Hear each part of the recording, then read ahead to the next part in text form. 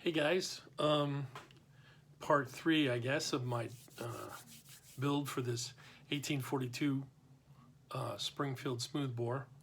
I'm starting the process right now that I like the least, and that's the metal finishing.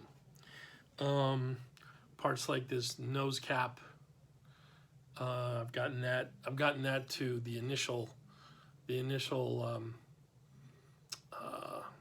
stage of where I like to be, and then the butt plate, got it to where it needs to be, and the trigger plate, got it where it needs to be. Did it all mostly with files. The thing I hate most about this is that you start off with this thing being cast steel, and it looks like pewter almost. You got to knock that all off down to the bare metal, and you got to do it with a file, and then you have to go over it again with a finer file, and then maybe again with a finer file, and then you can start using some emery cloth to, and all you're doing is you took the finish off and you left all these gouges and scrapes in here with the file, and then you use another file to remove those gouges and scrapes, and then you use the emery cloth to remove the gouges and scrapes from the finer file. So it's just a lot of work. It's and a lot of elbow grease, but it's part of the build. I prefer working with the wood a lot better,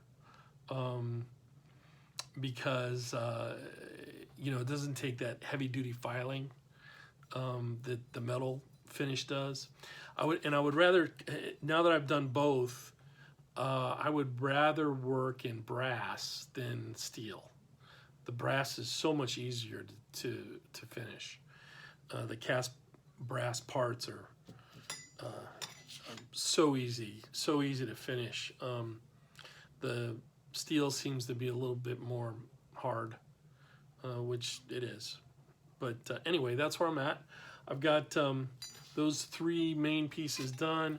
I still have the trigger guard and 2 barrel bands to get done, and I'll do that, and then before I finish them to perfection, to that really high shine steel view of the metal, I'll reassemble the gun again just to make sure everything's where it's supposed to be. I've got to take off some wood to get these barrel bands on, I know that, but that's kind of where I'm at, and I just kind of wanted to update you. Thanks.